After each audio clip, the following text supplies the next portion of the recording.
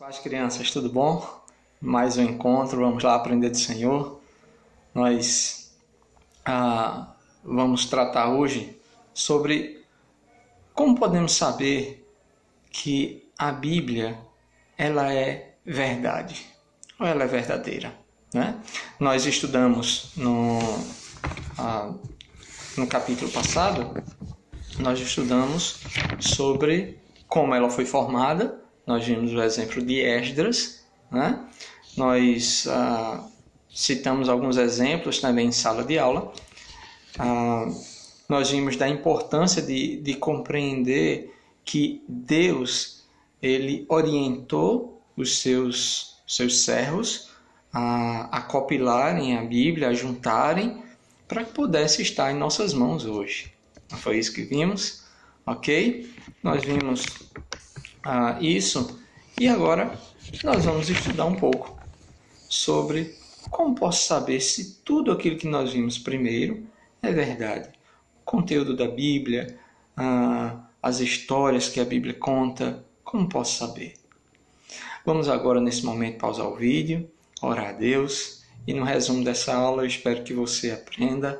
Se tiver alguma dúvida, nós podemos tirar quando estivermos juntos, tá bom? Ou manda alguma mensagem para mim pelo grupo, tá bom? Pause o vídeo, ore a Deus, agradeça e já peço a Ele por esse momento para nós aprendermos juntos. Primeiro, crianças, eu queria que vocês abrissem em dois textos, tá bom? O primeiro texto é em Lucas, capítulo 1, Evangelho de Lucas, capítulo 1, versículo 1 ao versículo 3. E, após esse texto, eu queria que você abrisse no livro dos Salmos, o Salmo 119 e o verso 160, tá bom? Ok. Vocês leram aí Lucas e vocês leram também Salmos. Eu queria começar por Salmos, tá bom? Os Salmos... Salmo 119 e o verso 160, ele vai dizer o seguinte: as tuas palavras são em tudo, prestem atenção, verdade, desde o princípio. E cada um dos teus juízos justos dura para sempre. E cada um dos teus justos juízos, cada um dos teus justos juízos dura para sempre. Você leu lá em Lucas também, né? Lucas capítulo 1. E lá em Lucas, se você percebeu, Lucas agiu como um historiador. Então, guiado por Deus, pelo Espírito Santo de Deus, Lucas ele vai reunir todos os fatos sobre Jesus, né? Sobre tudo o que aconteceu, e ele vai fazer o Evangelho. Ele vai escrever o Evangelho. Você percebeu que ele está escrevendo aí para alguém chamado Teófilo. E Lucas ele vai dizer que foi bom reunir tudo que foi informado naquela época para poder apresentar. Tá bom? Então, Deus ele guia os seus filhos, assim como guiou Esdras para poder fazer a reunião, e os anciões, né, para poder fazer a reunião dos livros do Antigo Testamento. Deus ele usa também os seus filhos no Novo Testamento para poder copiar ou escrever, na realidade, os evangelhos, tá bom? E esse fato aqui de Lucas, ele é muito importante para a gente compreender, porque como Deus faz as coisas. A gente vai avançando um pouquinho nos nossos estudos e vamos compreender um pouquinho mais sobre isso, tá bom? Muito bem, então, crianças. Nós temos um alvo, tá bom? Eu vou ler aqui para vocês qual seria esse alvo dessa lição, tá certo? Identificar 3 testes sobre a autenticidade de documentos. Então, existe uma espécie de teste que ela serve para identificar se o documento é verdadeiro, se o documento é falso. Esses 3 testes, eles vão ser aplicados aos textos bíblicos. certo? Aos livros bíblicos, tá bom? É isso que nós vamos ver aqui, ok? Mas veja, antes de nós aplicarmos esses 3 testes, nós conhecermos primeiro e depois aplicarmos esses 3 testes, eu tenho uma pergunta para fazer para vocês. E eu sei que vocês vão conseguir responder, tá bom? Podemos dar uma interpretação particular da Bíblia? Nós podemos ter a nossa interpretação particular da Bíblia? Sim ou não? Eu queria que vocês pensassem um pouco. É lógico que não. Eu tenho o dever, eu tenho o direito e o dever de aprender sobre Deus. Mas não de uma maneira particular. Eu acho que a Bíblia está dizendo isso. Eu acho que esse texto falou isso. Eu acho. Não. A Bíblia ela é objetiva nos seus ensinamentos. Lembram quando nós estudamos Provérbios capítulo 1, versículo 7, que diz lá, temor do Senhor é o princípio do saber, ou o princípio da sabedoria? Como é que eu posso interpretar isso? Que o temor do Senhor é o princípio da sabedoria. Então, a Bíblia ela é bem objetiva. E nós não podemos dar a nossa particular interpretação.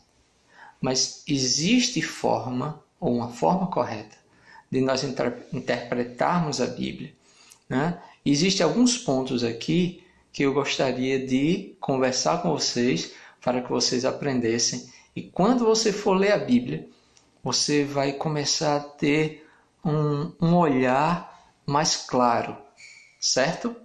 Vamos falar sobre isso. É importante nós sabermos uma coisa. Vai haver textos na Bíblia que não vão ser muito claros para a gente quando a gente vai ler. Não é verdade?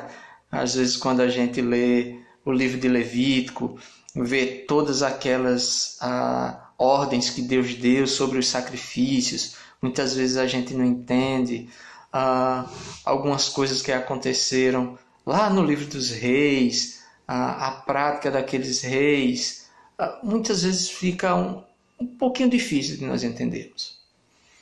Mas existe algo que os reformadores eles falavam. A Bíblia interpreta a própria Bíblia. Tá? A Bíblia interpreta a própria Bíblia. Então, se algo na Bíblia, um texto que você leu, não está tão claro, em outro lugar da Bíblia, com certeza Deus ele vai mostrar de forma mais clara aquilo que você não entendeu. É importante você saber disso, tá bom? Mas por que isso, crianças? Porque Deus, quando Ele inspira os autores bíblicos, que nós já vimos também nas aulas passadas, Ele inspira os autores bíblicos de uma forma que todo o servo de Deus, todo o cristão, ele consiga entender a vontade de Deus. Porque assim não faz lógica, não tem lógica. Se Deus escrevesse um documento, se Deus escrevesse as suas ordens para que a gente não entendesse. Não, Deus não fez isso. Deus ele escreve a Bíblia e, como disse aqui, não importa se eu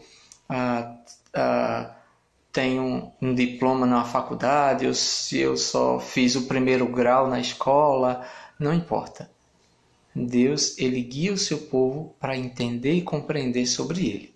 Gravem isso, é importante também. Outra pergunta aqui para vocês, tá bom? Vamos cheio de perguntas aí. Eu espero que vocês estejam captando. Ok, vamos lá. Qual o caminho Deus usa para entendermos a Bíblia? Deixa eu dar uma dica. Existem 2. Ou quais os meios que Deus dá para que nós possamos entender a Bíblia? Vamos lá. Quero ver se você sabe essa daí. E aí, já identificaram quais os meios? Muito bem. Se não identificaram, não tem problema. Vamos aprender juntos, tá bom? Ok. São dois. Meio ordinário e meio extraordinário. Tá certo? Então, ok. Vamos falar um pouquinho sobre o meio ordinário. O meio ordinário são todas as coisas que Deus usa referente a. Quando eu leio a Bíblia, eu preciso compreender sobre gramática, por exemplo. Senão, eu não vou saber como identificar aquele texto, certo? Da maneira correta. Se ele é uma afirmação, se ele é uma pergunta. Outra coisa, a história. A Bíblia está cheia de histórias, ela foi escrita em um tempo diferente do nosso. Então eu preciso compreender a história daquele texto. Isso é o meio ordinário. Nós vimos o meio ordinário. Gramática, história, geografia. É outro meio ordinário, porque você vai ver que na Bíblia existem vários lugares lá que falam, vários textos lá que falam de lugares. Né? Por exemplo, em Atos dos Apóstolos, que é o livro histórico do Novo Testamento, ele vai falar de vários lugares que o apóstolo Paulo foi em viagens missionárias. Então, são alguns dos meios ordinários. E o outro é o meio extraordinário, que sem esse nós não podemos compreender de forma nenhuma as Escrituras. Nós podemos até saber gramática, saber história, saber geografia e identificarmos isso. Mas para questão de compreendermos e Deus comunicar para o nosso coração que tudo isso é verdade, nós precisamos do meio extraordinário, que é dado por quem? Pelo Espírito Santo. Então, compreendam isso. O meio extraordinário é que quando lemos a Bíblia, o Espírito Santo nos orienta como um professor, ele nos guia, ele abre o nosso entendimento para sabermos que isso é verdade, que a Bíblia é verdade. E nós guardamos em nosso coração. Vamos ter uma atividade de investigação aqui? Ok, vocês vão fazer isso como tarefa de casa, tá bom? O livro que nós vamos investigar é Primeiro Livro dos Reis. O capítulo é o capítulo 2 e os versículos são do 13 ao 25, tá bom? Lá vai contar a história da morte do irmão de Salomão, certo? Adonias. E ali a gente vai ter uma narrativa, o texto vai contar a história todinha. E Salomão ele tem uma atitude com o irmão dele. Eu queria que você lesse o texto. O texto é histórico, certo? Peço uma iluminação do Espírito Santo que guie vocês. E eu queria que vocês postassem no grupo por que Salomão teve essa atitude com o irmão, tá bom? É um desafio para vocês, tá bom? Estou aqui para ajudar. Se vocês quiserem, é bom que vocês se reúnam com os pais de vocês também, até para vocês conversarem, tirar dúvidas, tá bom? Mas estou aqui para ajudar, tá joia? Muito bem, crianças. Eu vou fazer algumas afirmações aqui e eu queria que vocês postassem lá no grupo se elas são verdadeiras ou falsas e o porquê, certo? Isso é para a gente treinar o nosso critério de investigação, tá bom? Para a gente dar o próximo passo na aula. Ok. Uma das afirmações aqui é: o tomate é um legume. Você vai me dizer se é falso ou não e o porquê. O tomate é um legume, ok? A outra afirmação é: o homem já pisou ou já foi em Vênus, planeta, certo? E a última, é possível o homem viver debaixo d'água sem equipamentos necessários para ele respirar, certo? Então eu queria que vocês postassem lá no grupo se isso é falso ou é verdadeiro e o porquê, investiguem. Está aí a bola com vocês, investigadores, certo? Crianças que investigam, ok? Veja, o mesmo critério nós utilizamos com a Bíblia, para saber se os livros são verdadeiros ou não. Lembra no começo que eu falei dos três critérios, dos três testes, tá bom? Então, quando um investigador ele quer saber sobre alguma coisa, se ela é verdadeira ou é falsa, o que é que ele faz? Ele faz teste, ele investiga, tá bom? Vamos lá. Muito bem, vamos lá. O primeiro teste que nós precisamos considerar é o teste bibliográfico. Não, trava-língua, né? Bibliográfico. O que é o teste bibliográfico? Então, você vai pegar o original de um livro e você vai pegar a cópia de um livro. Então, a cópia ela precisa estar igual ao que está escrito, o que foi escrito originalmente. É fácil assim, né? Ok. Mas se você não tem o original, e aí, o que é que você faz? Você procura cópias cada vez mais antigas que estejam mais próximas do original. E várias cópias, e assim vai. Então, essas cópias, ou as mais antigas, já que você não tem o original, você vai pegar essa cópia mais antiga e vai colocar as outras cópias juntas e vai ver o quanto essas outras aqui, elas são semelhantes a essa cópia original mais antiga, que está mais próxima do original. Esse é o teste bibliográfico, tá bom? Ok. Vamos para o próximo teste. Ok, o segundo teste, não, o primeiro teste bibliográfico, o segundo teste é da evidência interna, certo? Então, alguém chegou lá, ou Deus inspirou alguém para escrever, ok? E esse teste de evidência interna, ele é importante porque ele diz o seguinte, deixa eu ler aqui para vocês, tá bom?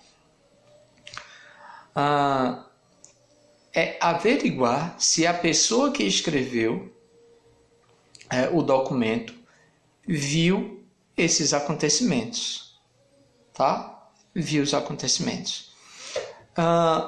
Ou, como Lucas fez, muitos acontecimentos ele não presenciou, mas o que é que ele fez? Ele foi atrás das evidências, conversou com pessoas que viram e ele documentou tudo isso. Tá? Evidência interna. Então, se a pessoa que escreveu estava lá vendo os eventos, certo? Ou você conversa com uma pessoa que foi testemunha daqueles eventos e você escreve lá. Foi o que Lucas fez. E Lucas viu alguns eventos também. Tá bom? Vamos agora... Isso é importante, esse teste é importante porque ele vem numa sequência, tá? É uma escadinha. Teste bibliográfico, tá certo? Da questão das cópias e do original. O teste de evidência interna, se a pessoa estava presente ou se foi investigar com alguém que testemunhou aqueles eventos. E o outro teste, vamos ver lá? Que é o último. Ok, crianças. O último teste aqui que nós vamos ver é o teste de evidência externa. O que é que esse teste fala? Esse teste fala de documentos que estão fora da Bíblia, mas eles foram escritos muito próximos dos tempos bíblicos e eles dão testemunho de eventos que aconteceram na Bíblia, dão testemunho dos personagens que estão na Bíblia, tá bom? Esse é o teste de evidência externa, ok? Agora vamos ver se a Bíblia ela passa por todos esses testes: bibliográfico, de evidência interna e de evidência externa. Vamos dar uma olhada aqui? E vamos ver agora a questão da evidência interna. Okay? A bibliográfica nós já vimos, que os escritos lá, eles são dedicadamente fiéis ao que nós temos hoje. E a evidência interna. Lembra que nós lemos Lucas capítulo 1, do versículo 1 ao versículo 3? Veja, isso é uma evidência interna. Você pode ler também 2 Pedro capítulo 1, o versículo 16, que também é uma evidência interna. Então, vários textos na Bíblia mostram que a Bíblia ela é um alinhamento de escritos, certo? E Lucas ele vai falar exatamente sobre isso, que ele pegou essas informações e foi juntando para poder passar para o povo, para que o povo pudesse ter conhecimento da palavra de Deus, quem é Jesus Cristo, entendeu? Sobre a obra do Espírito Santo e tudo mais. Estamos caminhando para o final aí do resumo da aula. Ok, vamos lá, para o teste bibliográfico, certo? Então, aconteceu uma descoberta arqueológica nas cavernas de Qumran, na Cisjordânia, certo? Depois vocês vão lá na internet, pesquisem sobre isso. É importante vocês pesquisarem. E lá foram encontrados alguns manuscritos do Antigo Testamento. Muitos do profeta Isaías, inclusive. E nesses manuscritos estavam cópias muito dedicadas e fiéis ao que nós temos hoje. Então, essa é a primeira evidência bibliográfica. Então, manuscritos que têm a data mais ou menos de 70 e 200 depois de Cristo, ou seja, são manuscritos muito antigos. E nesses manuscritos, eles apresentam as escrituras de forma fiel, como nós temos. Tá certo? Então, esses manuscritos foram encontrados. A segunda prova pela qual a Bíblia é submetida é a evidência interna. Essa evidência interna nós já vimos lá em Lucas capítulo 1, versículo 1 ao versículo 3, onde Lucas ele reúne toda a parte histórica, ele reúne todas as informações e fala, guiado por Deus, da verdade que aconteceu naquele momento. Você pode ver também 2 Pedro, capítulo 1, versículo 16, ok? Lucas 3, capítulo 1, ok? Então vamos avançar aqui um pouquinho. E por último, a evidência externa. A evidência externa, nós temos um historiador chamado Flávio Joséfo. Ele nasceu mais ou menos em 36 ou 37 depois de Cristo e viveu até o ano 100, é o que os historiadores acreditam. E ele escreveu lá em um dos seus livros, deixe-me ver aqui, Antiguidades Judaicas. Ele escreve sobre Jesus Cristo, o que aconteceu com Cristo, por exemplo, no julgamento dele com Pilatos. Ele escreve, crianças, lá tudo direitinho, o que Pilatos fez, o que aconteceu com Jesus, né? Que Jesus foi condenado. Então veja, isso é uma evidência externa. Esse livro é o livro 18, que foi escrito mais ou menos em 93 depois de Cristo.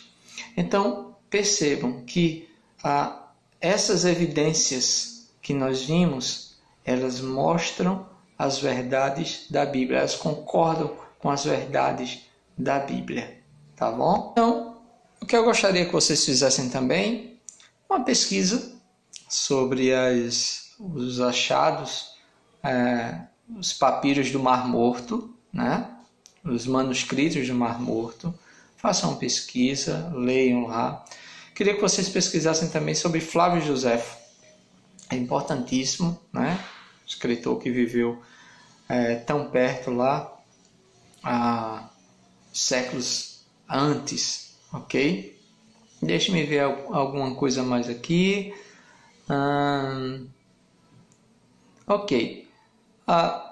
Ainda na evidência externa, deixe-me ver aqui. Eu gostaria que vocês lessem aí Isaías, capítulo 40, versículo 22. É importantíssimo de vocês lerem isso também. E Jeremias, capítulo 33, versículo 22, tá certo? Esses dois textos, nós vamos discutir com eles, nós vamos discuti-los em sala de aula, tá bom? Queridas crianças, muito bom essa aula, espero que vocês tenham gostado. Deus abençoe a cada um de vocês. Pause o vídeo, ore a Deus, agradeça, porque Deus, de forma tão graciosa, através do seu Santo Espírito, nos ensinou. Até o próximo encontro.